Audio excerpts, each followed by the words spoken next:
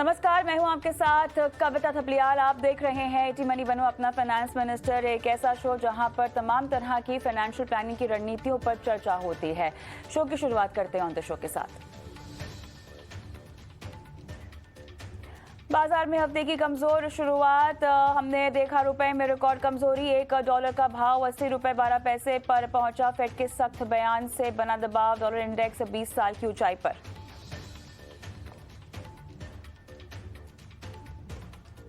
जोखिम वाले निवेश से बम्पर रिटर्न बनाने का क्या है फॉर्मूला, आज बताएंगे हमारे एक्सपर्ट।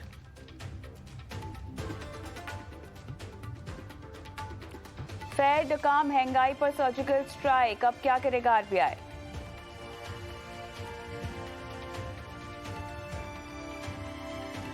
साथ ही आपको बताएंगे कैसे बनाए एक संतुलित पोर्टफोलियो, निवेश, insurance, credit card, loan, crypto currency से जुड़े सवाल अगर आपको हमसे पूछने हैं तो एटी मनी बनो अपना फाइनेंस मिनिस्टर पे अपने सवाल व्हाट्सएप पर भेज सकते हैं। व्हाट्सएप नंबर है 9619873567। इस नंबर पर हमें इंतजार रहता है आपके सवालों का।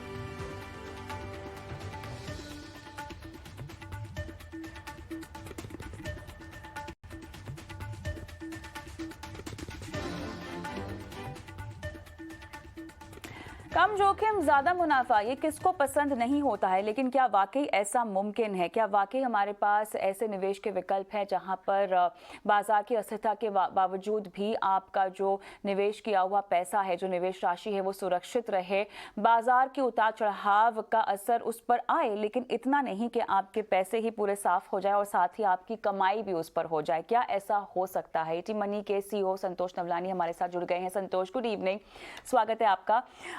साफ तौर से ये बात हो रही है रिस्क को लेकर संतोष, और अमूमन आप और मैं इस पर कई चर्चाएं भी कर चुके हैं। जोखिम की जब बात आती है संतोष, तो आपके लिए जोखिम कुछ अलग होगा, मेरे लिए कुछ और होगा, किसी और के लिए कुछ और होगा। इसकी परिभाषा कोई एक नहीं हो सकती है। लेकिन जब मैं ऐसा कहूं कि कम रिस्क या कम जोखिम वाले निवेश के विकल्प, तो ये कितने कम होंगे, किस तरह से कम होंगे और किस तरह के निवेशक के लिए कम होंगे संतोष? हाय कविता। रिस्क एक पहलू है इन्वेस्टमेंट्स का कविता। टिपिकली हम रिटेल इन्वेस्टर्स को देखते हैं जो सिर्फ रिटर्न्स को देख के अट्रैक्ट हो जाते हैं और रिस्क को भूल जाते हैं, और बहुत इन्वेस्टर्स ऐसे भी होते हैं जो सिर्फ रिस्क को देखते हैं स्टॉक मार्केट के या म्यूचुअल फंड्स के और रिटर्न्स को इग्नोर करते हैं। तो ये इसलिए है क्योंकि हम दोनों चीज़ों को साथ में कभी देख नहीं पाए एज इन्वेस्टर्स, और ये देखना और समझना डिफिकल्ट है लेकिन इम्पॉसिबल नहीं है।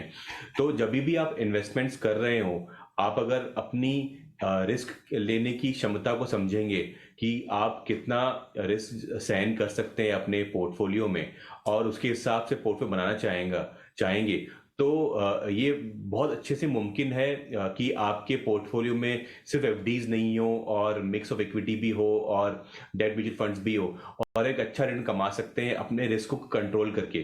तो हम बहुत सारी चीज़ें डिस्कस कर सकते हैं रिस्क को कैसे कंट्रोल किया जाए, लेकिन सबसे महत्वपूर्ण चीज़ ये है जानना कि आप जब इन्वेस्टमेंट्स करते हैं तो रिस्क के अनुसार बहुत सारे इन्वेस्टमेंट ऑप्शन अवेलेबल मार्केट में होते हैं, जिनको आप परख के समझ के इन्वेस्ट करें तो पैसा कमा सकते हैं। तो थोड़ा सा और बारीकी में यहाँ पर जाते हैं। निवेश विकल्पों की जब बात आती है संतोष, तो जो कम उतार चढ़ाव वाले निवेश के विकल्प हैं उन्हें हमें कैसे देखना चाहिए, पोर्टफोलियो के कितने अहम हिस्से की ओर देखना चाहिए? और दूसरी बड़ी बात, फंड्स में अगर मैं बात करना चाहूँ, फंड्स में जोखिम को कैसे आंका जाता है? कितने तक के जोखिम को ज्यादा बोले, कितने तक को कम बोले? क्योंकि ये एक बहुत आम समझ है जो लोगों में नहीं है।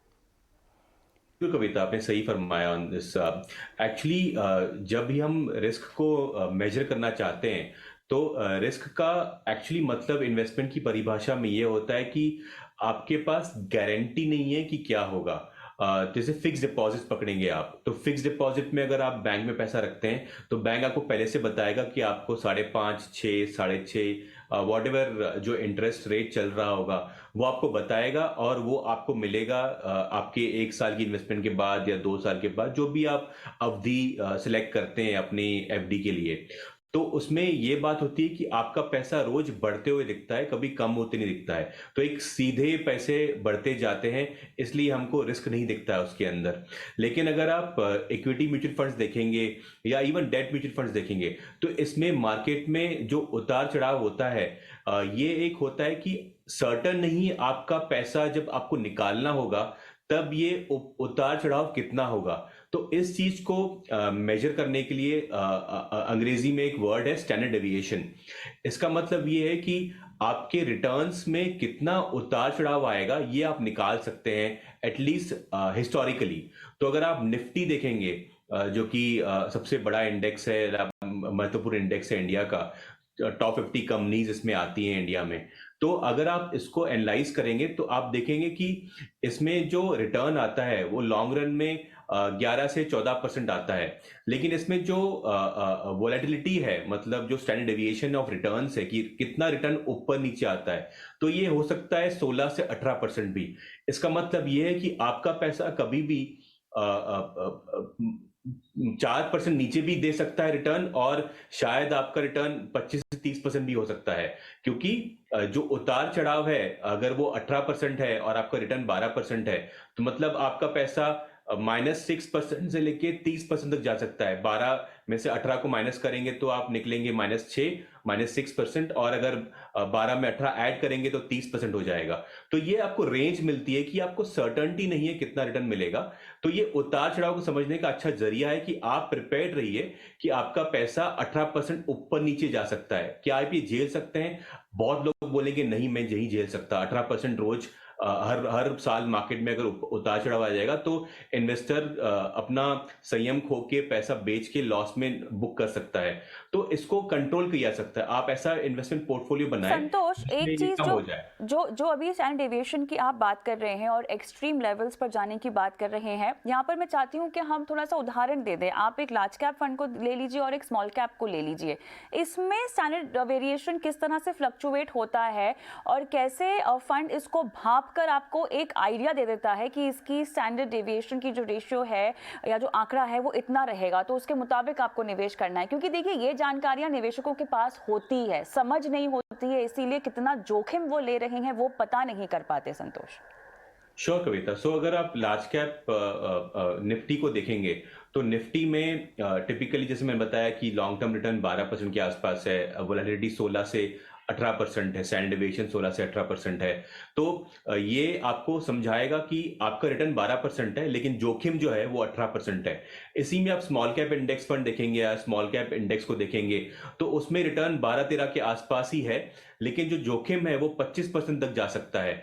मतलब ये कि आपका रिटर्न सेम है, जो पास्ट में आया है वो ऑलमोस्ट सेम रिटर्न आया हुआ है, लेकिन जो जोखिम है वो ऑलमोस्ट 50% ज्यादा है। 16 से 18% का रेंज निफ्टी का है और 25 से 30% का रेंज स्मॉल कैप इंडेक्स का है।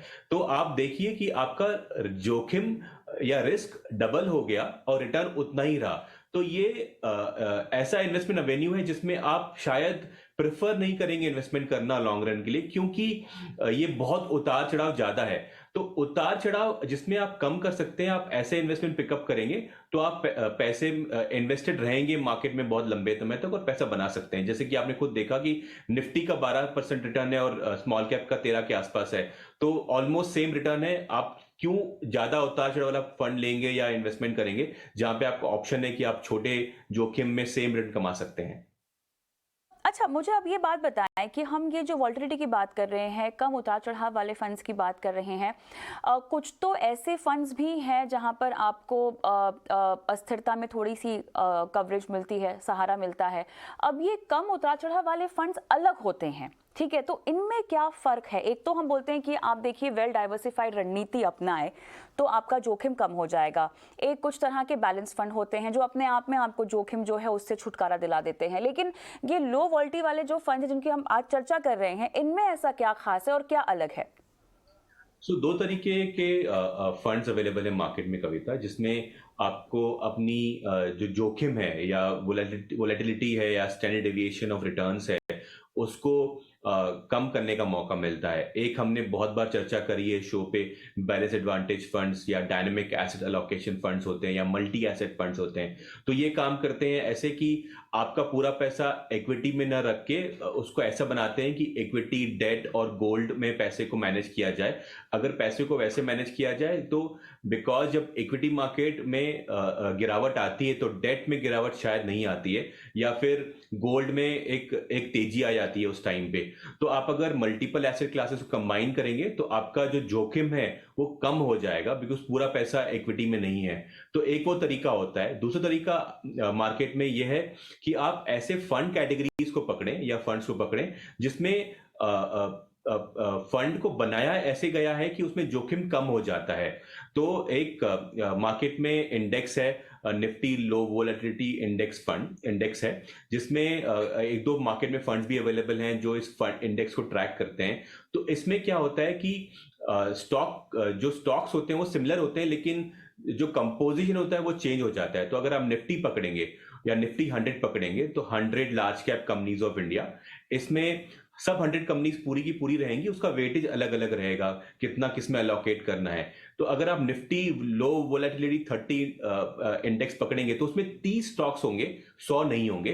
लेकिन ये 30 स्टॉक ऐसे होंगे जिन्होंने लॉन्ग टर्म में ऐसा दिखाया कि इसमें गिरावट या उतार चढ़ाव कम होता है। भले ही कम रिटर्न आता है, ज्यादा रिटर्न आता है, वो उसको नहीं देखते। वो ये देखते हैं कि क्या ये ऐसे स्टॉक्स हैं जो कम गिरते हैं या कम उतार चढ़ाव रहते हैं। तो कम उतार चढ़ाव और स्टेबिलिटी आने की वजह से ये फंड्स लॉन्ग रन में अच्छा परफॉर्म करते हैं। ऐसे बीएसई के भी एक फंड है, बीएसई का इंडेक्स बीएसई लो वोलेटिलिटी इंडेक्स फंड है, जिसमें आई थिंक यूटीआई और मोतीलाल ओसवाल के पास इसके इंडेक्स फंड अवेलेबल है। ये टॉप 200 स्टॉक्स को का यूनिवर्स बना के उसमें 50 स्टॉक ऐसे निकालता है जो कि उसमें कम उतार चढ़ाव देखा गया है पास्ट में, और उनको बना के एक फंड बनाता है। तो लॉन्ग रन में काफी बेटर रिटर्न दिया है निफ्टी से 1 या 2%, जो कि अच्छी बात है। 5 से 10% ये 5 से 10 साल का अगर आप इन्वेस्टमेंट कर रहे हैं और आपको 1 से 2% एक्स्ट्रा रिटर्न मिल रहा है तो बहुत बढ़िया बात होती है। और उसका जो स्टैंडर्ड डेविएशन है या वोलेटिलिटी इन रिटर्न्स है वो काफी कम है कंपेयर टू निफ्टी। ऑलराइट, लेकिन ये एक पूरी तरह से पैसिव रणनीति हुई ना संतोष? Yes exactly. सो ये जो मैंने आपको जो बैलेंस एडवांटेज फंड का एग्जांपल दिया है, ये एक्टिव रणनीति है कविता। इसमें फंड मैनेजर डिसाइड कर रहा है कि रिस्क को कम करने के लिए वो सिर्फ इक्विटीज पे फोकस नहीं कर रहा है, डेट और गोल्ड को भी ले सकता है पोर्टफोलियो के अंदर। और दूसरा ये पैसिव स्ट्रेटेजी है जिसमें एक फॉर्मूला लगा के फंड्स को कंस्ट्रक्ट किया जा रहा है, या फॉर्मूला लगा के इंडेक्स को कंस्ट्रक्ट किया जा रहा है, और वो फंड ब्लाइंडली वो इंडेक्स को ट्रैक कर रहा है। मतलब कि जो जो स्टॉक्स जितनी मात्रा में उस इंडेक्स में है, ये फंड वो ही स्टॉक्स उतनी मात्रा में लेगा और इंश्योर करेगा कि ये डेविएशन हमेशा ऑलमोस्ट जीरो रहे। और हर 3 से 6 महीने पे ये इंडेक्स चेंज होते हैं, तो फंड भी अपना कंस्टिट्यूशन चेंज कर देता है। तो ये पैसिव स्ट्रैटेजी आपने सही फरमाया। लेकिन एक बात मुझे बताइए, अब इस तरह के जो फंड है क्या ये आपके बेंचमार्क के रिटर्न को बीट कर पाएंगे? देखिए, जोखिम तो कम है, वो बात हमें समझ में आ गई, लेकिन रिटर्न के मामले में क्या कमाई ज्यादा है? सो कविता, इन्वेस्टमेंट्स में खास करके इक्विटी मार्केट में या नॉन गारंटीड प्रोडक्ट्स जो भी आपके होंगे, चाहे वो इक्विटी हो, डेट म्यूचुअल फंड्स हो या इवन रियल एस्टेट हो, इसमें कहीं पे गारंटी नहीं मिलती है कविता। तो ये नहीं बोल सकते कि बिकॉज पास का डेटा या हिस्टोरिकल डेटा दिखा रहा है कि ये स्ट्रैटेजी ने या ये पैसिव स्ट्रैटेजी या ये पैसिव इंडेक्स फंड ने अच्छा परफॉर्म किया है पास्ट में, तो फ्यूचर में भी निफ्टी को बीट करेगा, ऐसा नहीं बोल सकते। लेकिन आप ये कर सकते हैं कि आप पूरा पैसा इनमें ना लगाएं और इनको एक अलोकेशन स्ट्रैटेजी के मायने पे यूज करें। और अगर आप चाहते हैं कि ये आपको अच्छी आइडिया लग रही है तो आप अपनी डिफरेंट स्ट्रैटेजीज को यूज करें। तो मार्केट में क्वालिटी के स्टॉक्स की इंडेक्स भी होती है।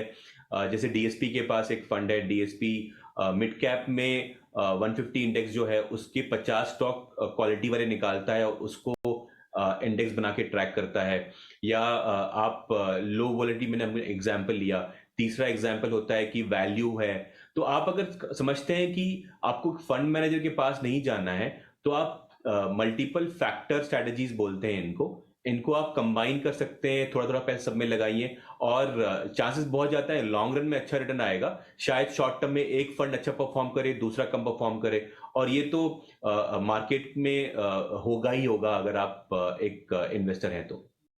तो संतोष, अब ये बताएं कि केवल इस तरह के फंड्स को पोर्टफोलियो में रखकर तो मुनाफा नहीं कमाया जा सकता। आपको अपने लक्ष्यों को थोड़ा सा प्लान करके और उसके मुताबिक रणनीति अपनानी होगी। अब ये इस तरह के फंड्स जो हैं वो निवेशक अपने पोर्टफोलियो में कितना एक्सपोजर इनको दे सकते हैं, कितनी जगह इनको दे सकते हैं, क्योंकि कहीं ना कहीं थोड़ा सा जोखिम तो लेना ही होगा अगर आप बाजार में निवेश कर रहे हैं और साथ ही अच्छा खासा रिटर्न कमाना चाहते हैं।